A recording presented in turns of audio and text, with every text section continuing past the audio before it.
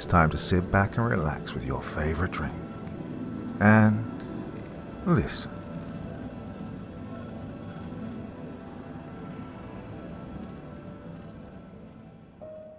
A young Vatican scholar discovers the terrifying secret behind the building of Hadrian and Antonine's wall. The Horror Behind the Wall by Taxi Dancer. The First Scroll. The Vatican, Rome.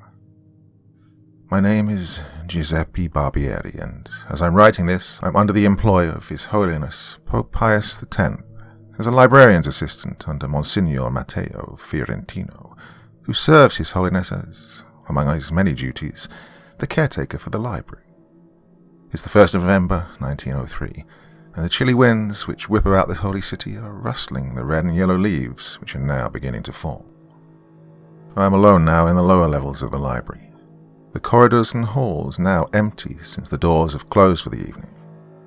Because of his many responsibilities, Monsignor Fiorentino oftentimes must leave the duties of librarian to me, which I consider both an honour and a most holy duty, considering that it will be 6 months until I see my 20th birthday. I've been taught to read and write and even learn mathematics and astronomy at an early age, the gift of constantly wanting to expand my knowledge of the world and heavens upon which we exist coming from my father, who taught science and astronomy as I grew up in Paris. As such, by age 10, I could speak many different languages, from Latin to German, and of course French and Italian.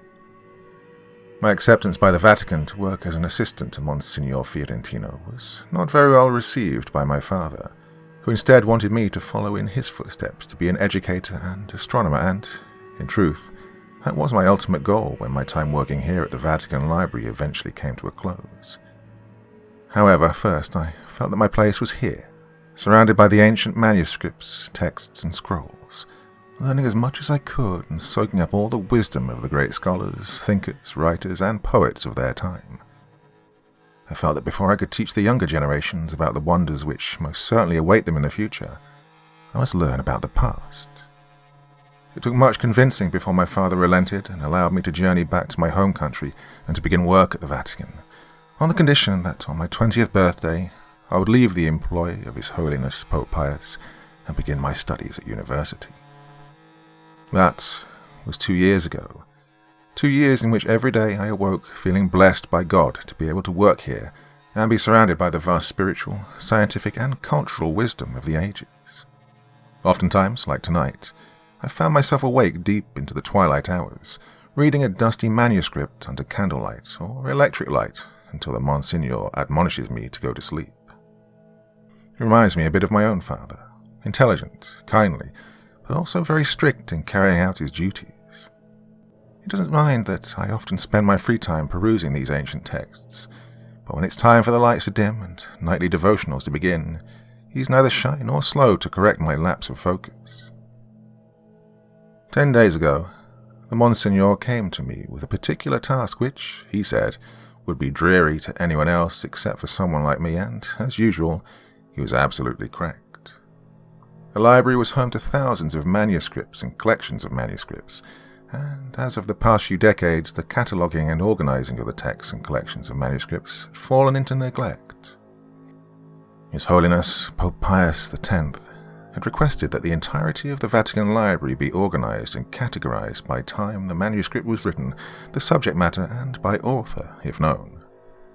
Because this was a request by the Pope, which would take several months to properly complete, the Monsignor informed me that the library would be taking on 3 other people to conduct the day-to-day activities. My job for the next few months would be to organize and categorize the entire Vatican Library, the Monsignor consenting to allow me to work as late in the evening as I'd like, my duties being counted as my nightly devotionals to our Lord. I could not have been happier, spending my last 6 months at the Vatican lost amongst the most secret and rarest of ancient texts, texts which haven't been seen or touched for hundreds of years. I thanked Monsignor Fiorentino over and over again, promising that I'd have the monumental task completed, and completed accurately, by the time my duties in the Vatican come to a close. And for the past 9 days, I was indeed the happiest I've been in my life.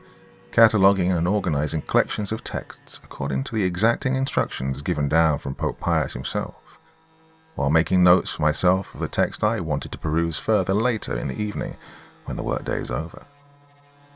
That joy, however, came crashing down today, reducing me to what I am now, a shivering, trembling boy.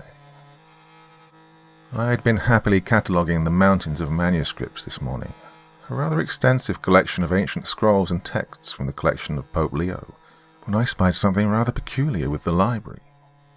Though all of the shelves were filling up, albeit very slowly, with newly organized and categorized manuscripts, I noticed that there was one section of the library archives in which the shelves were completely empty. On the shelves, which I had labelled between the years 120 AD to 140 AD, there were almost no manuscripts, as if there were absolutely no written records of that time period, or, perhaps, that those manuscripts had been destroyed. Monsignor Fiorentino came to visit me as I was sitting at a desk, staring at the empty spaces on the shelves and contemplating the cause of this peculiar oddity. The Monsignor informed me that he'd be travelling for about 2 weeks to accompany His Holiness the Pope as he toured the churches in Austria and Hungary, but would be back before the end of the month. I inquired of the Monsignor about the curious lack of writings and manuscripts collected in the library from 120 to 140 AD, and his face turned dour and unsettling. The Monsignor exhaled heavily before saying, "The years between 87 AD and 120 AD are the years in which Titus Caesar Vespasianus was Emperor of Rome. It was the time after Gnaeus Julius Agricola, the Roman governor of Britain, had extended the boundaries of the Roman Empire to the north shore of Caledonia, which today is now called Scotland. During Agricola's reign, the Roman Empire ruled all of Britain. However, under Emperor Pius, the decades following that era saw great turmoil on northern Britain, resulting in the Roman legions being thrown back beyond the boundaries of Caledonia. These defeats were such that a planned Roman invasion of Ireland was cancelled, and the previous Roman fortifications built north of the Staingate Road were either abandoned or torn down. Monsignor Fiorentino took his leave, again admonishing me not to work too late into the evenings and not to forget my nightly devotionals. I wished him fair travels and fine weather before I turned and eagerly set about my task of organizing the vast collection of scrolls and manuscripts. I was still puzzled as to why such a large span of time, over 20 years, was oddly bereft of any type of recorded history, especially during a time of such great upheaval in Britain. While I understood that wars did bring a certain amount of destruction, chaos and, ultimately, a loss of manuscripts, the fact that no written documents seemed to exist from Rome's retreat from the British Isles was baffling me to no end. I was clearing out a curtain of cobwebs at a forgotten set of shelves far back in the archives before I was to take my lunch break.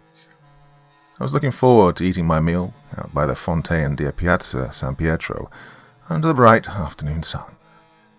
It was rather dank and dreary in this part of the archives, as the electrical lights barely shone down here, and I wasn't foolish enough to supplement that light with candles, not with so many ancient and brittle texts surrounding me.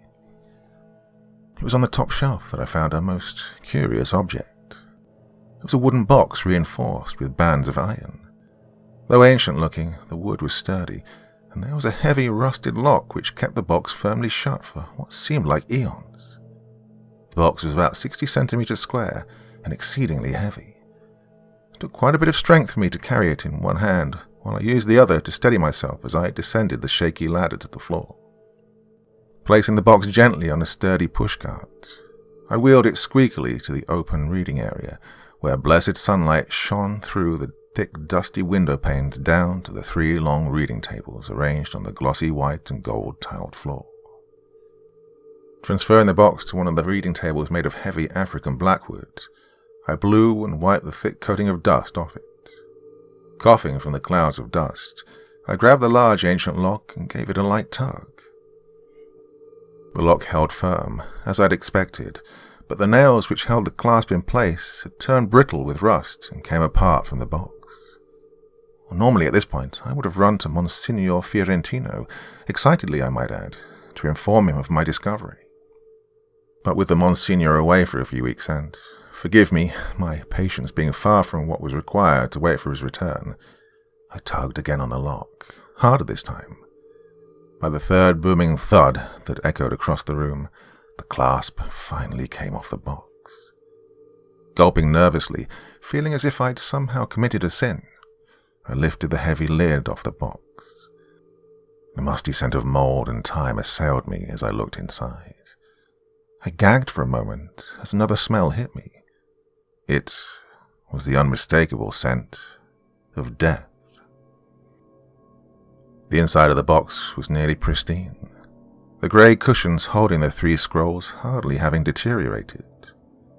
Placing on gloves, I carefully retrieved the top scroll, gently unrolling the top portion. The words at the heading on the yellowing parchment were written in Latin.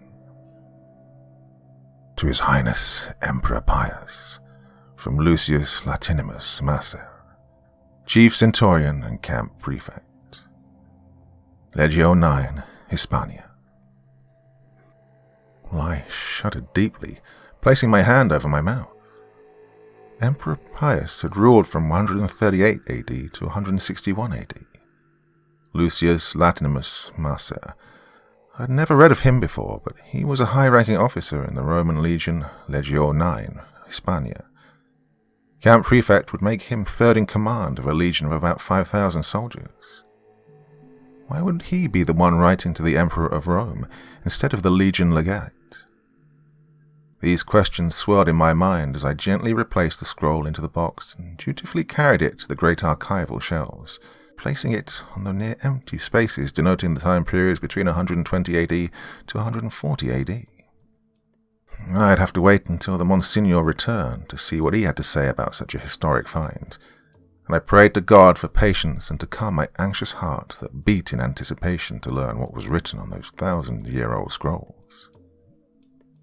I continued diligently, doing my duties, having forgotten to take my lunch as I continued staring at the box every time I passed that shelf. After an eternity, 6 o'clock in the evening finally came, and the 3 library workers came down into the archives, asking permission to finally close the library for the evening. When I inquired as to why they would need to ask my permission to close the library for the day, they replied that the Monsignor had told them that I was now in charge of the library until his return. Monsignor Fiorentino said that until his duties with the Holy Pope have concluded, said Dominic, the eldest of the 3 boys, you are to be his representative and your word is his word. Shocked, I replied, Yes, of course. I'll see you boys early tomorrow morning. Closing the great archive doors made of Brazilian walnut, I raced towards the shelf on which I'd placed the wooden box earlier. My heart beat wildly inside me at the realization that the Monsignor had left me with the authority over the library.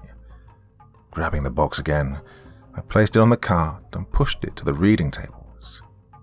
Turning on the lights and positioning 3 oil lamps on the table, I made my secluded area unusually bright, something which the Monsignor would have surely scolded me for, using excessive amounts of electricity and oil.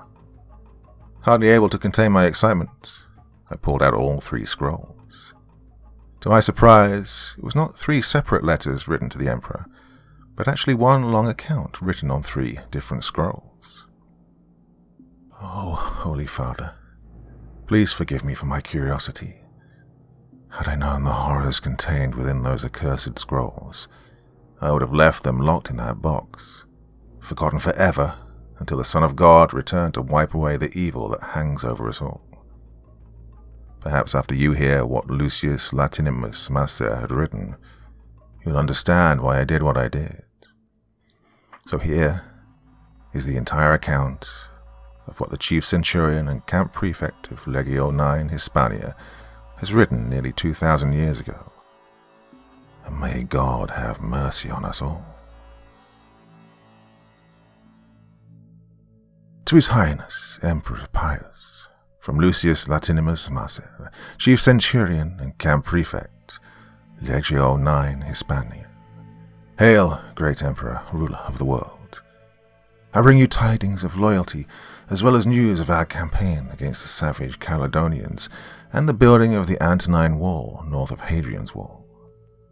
Yesterday morning I rode my horse south from Antonine's Wall, through the port gate in Hadrian's Wall, and continued south to the city of Corbridge, the town from which our Legio 9 Hispania launched our campaign, from the fort of Vindolanda only a few weeks past.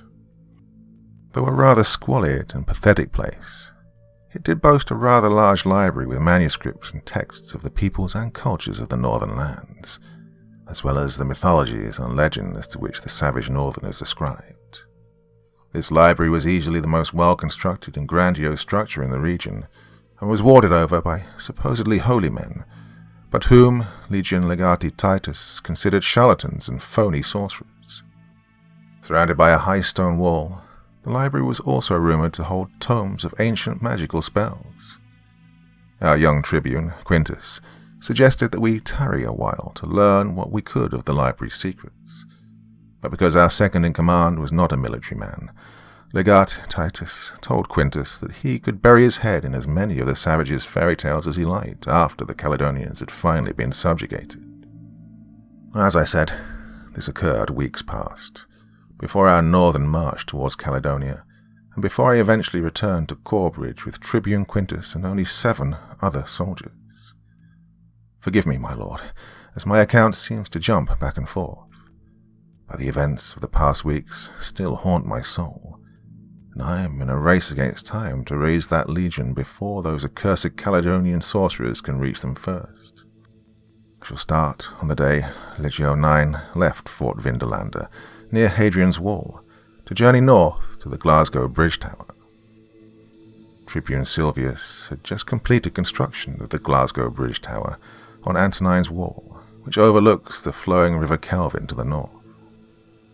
32 leagues separate Hadrian's Wall from where Antonine's Wall was being constructed, and under normal conditions the ride to Antonine's Wall would have only taken 4 days. However, our legion consisted of 5,000 soldiers along with a logistical train of 8,000, consisting of the porters, pioneers, herdsmen and labourers.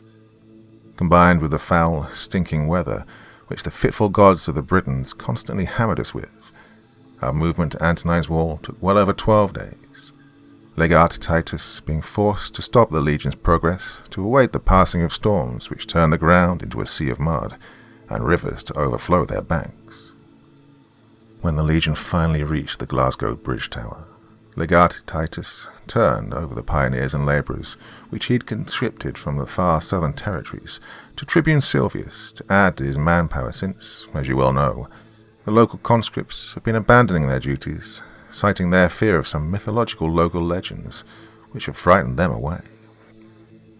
I sought out Tribune Silvius to inquire about my younger brother, Albus Messer, a centurion who commanded the 120 riders of a cavalry cohort of the Legio 6 Victrix, the legion that was charged with protecting the building of Antonine's Wall. Silvius informed me that Albus and his men had been sent on a scouting mission north of the wall, to look for quarry sites and good timber.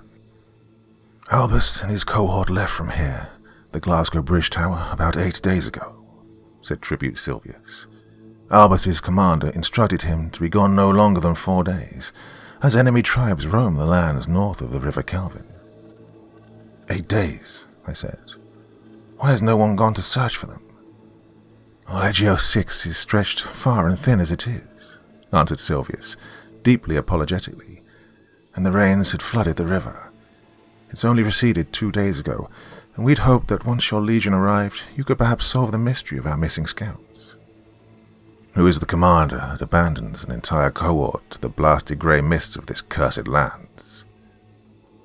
At hearing my outburst, Legati Titus stopped overseeing the establishment of the legion's temporary cantonment and approached. His commander is Centurion Fulgenico, said Silvius nervously as Legate Titus neared us. He's many leagues to the east, overseeing the construction of Rough Castle Tower. We were getting quite nervous here, as we have had no security since the cohort had left. Turning, I explained to my legion commander the dire situation of the missing scout cohort of Legio 6 Victrix. A heavy grimace covered Legate Titus's face, made more grim as heavy grey clouds covered the already grey skies, promising more days of rain. "I shall order 2 cohorts of cavalry to take up the search north of the wall," said Titus finally. "My lord," I answered, "my brother is the cohort leader." Titus stared at me with cold grey eyes for several seconds, weighing the wisdom of allowing the Legion's third-in-command to rescue his younger brother as the rains began to fall. "Take command of the 2 cohorts, Prefect Messer," he said. "But I want you back within 3 days' time. I do not want you trapped on the other side of the Kelvin should the gods cause the river to rise above its banks. I will need your expertise and planning skills as we prepare for our full campaign to push north from the wall, and we know little about what the mists hide in the land before us. May the gods be with you, Lucius." Saluting my commander, I gathered up the 2 cohorts of 240 cavalry riders and exited the Glasgow Bridge Tower, crossing north over the River Kelvin via a low stone bridge, and soon we were swallowed by the rising mist. A path led directly into the forest beyond, one that was wide enough for us to follow, even through the prevailing fog.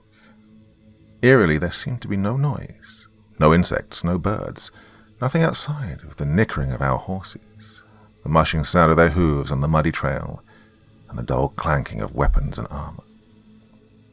"We're vulnerable in this position," whispered Evander, the centurion who commanded one of the cavalry cohorts, as he brought his horse next to mine. "Our visibility is limited, and an enemy can easily come upon us through the mist." "Then we should hasten our pace," I answered, thinking only of finding my brother and nothing else. I picked up our pace to a steady gallop as we continued following the trail along the forest floor. Many well-worn tracks branched left and right, disappearing into the woods around us, but I kept us on the main path as the sun rose higher into the sky. By afternoon, the sun had burned away the misty morning fog, and the rains finally subsided, revealing more of the haunted forest which surrounded us. Insects began to chatter and chirp, and we could hear birds as the sounds of small forest animals echoed all around us. "Keep your eyes to the trees and forest," admonished Evander and the senior-ranking centurions to the rest of the cavaliers. "Be aware of archers in ambush. If we can see them, they can see us, and we're in lands that the savages know well." Though the sun was now up and shining, the rays of light which passed down through the treetop canopy did little to extinguish the dreariness of the forest. Worse, clouds of biting flies and insects assailed our ears, eyes, and noses at every chance they could, as the humidity rose and boiled us in sweat. I pushed the 2 cohorts onwards as the trail descended down a low foothill, which led to a relatively open area at the base of a shallow valley. The trees thinned out here, and, blessedly, as we finally emerged from the forest, we were greeted with a breeze of fresh air. The valley in which we emerged was a green expanse of tall grass and wildflowers, in which islands of small trees and bushes clustered. Far to our left, near where the line of trees ended, were the remnants of a small, dilapidated farming community, long abandoned now. The main path which we'd taken through the forest now seemed to disappear into several smaller trails which crisscrossed the valley. Realizing that it was well into the afternoon and the men hadn't eaten or the horses watered, I ordered a brief halt so that the men could tend to their hunger and personal needs and water their horses. I summoned the 2 cohort commanders, Evander and Rufus, to me, and together we investigated the trails which led deeper into the valley, hoping to discover which one my brother had taken. The rains had washed away many of the signs, and we concluded that most of the trails were game trails used by wild animals or long-forgotten wagon trails, which the inhabitants once used to transport their livestock and crops. However, Rufus soon discovered a relatively fresh trail of several dozen hoofprints, which had cut a path through the tall grass northeastward, leading up to a forested hill. We spent the rest of the day following the trail through the valley until we reached the base of the hill. Apollo had begun his slow descent to the west, and the light of his passing would be gone soon. A large clearing had been cut out next to the trail, and we discovered evidence of a large camp, with fire pits dug and small pieces of discarded Legion kit lying about.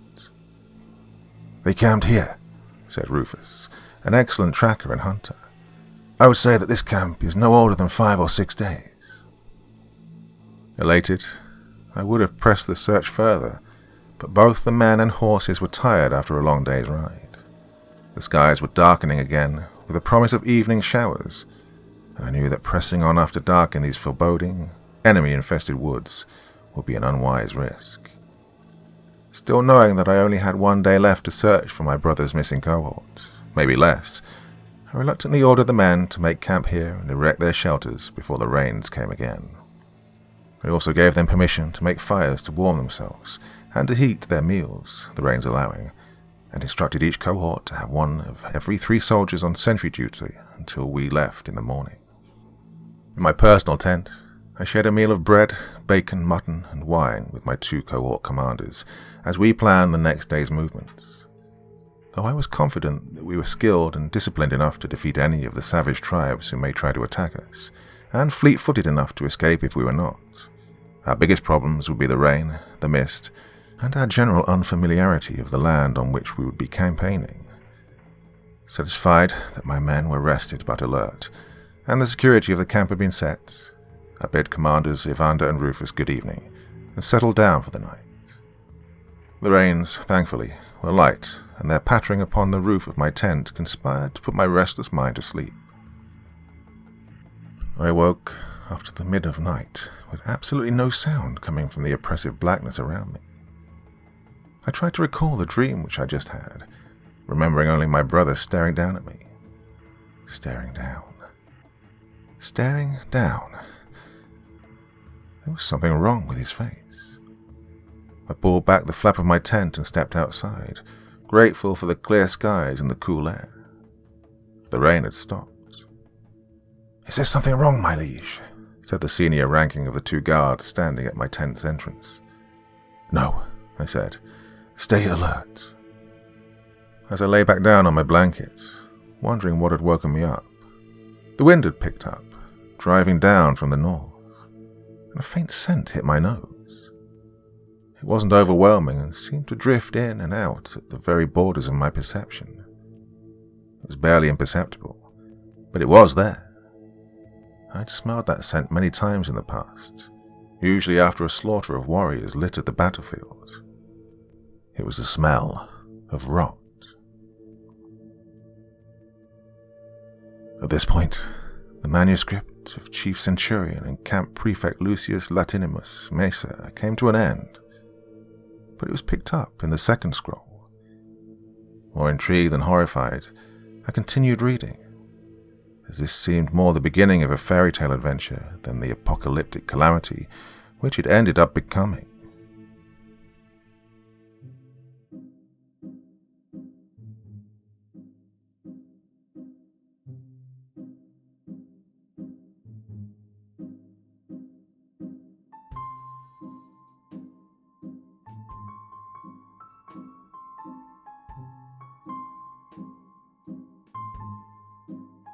So there we go, ladies and gentlemen. Scroll 1 of 3. So, guess what? 3 nights in a row I'm going to be telling this story. So yes, a rare outing on a Tuesday evening for me, and for you, I hope, as well. It's all beginning to hot up nicely, don't you think? Well, on to the second scroll tomorrow evening, and then we'll do everything together on Wednesday. So, till tomorrow night, my good friends, very, very sweet dreams, and bye-bye.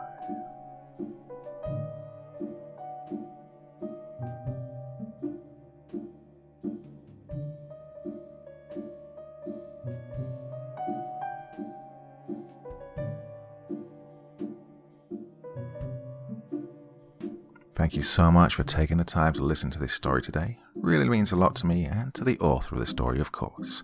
Well, if you want to know more about me, I'm pretty much everywhere on social media. You can find me on Facebook, Twitter, Instagram. You can download my music on SoundCloud. I've got a Patreon if you feel like throwing me $1 or 2. Very much appreciated.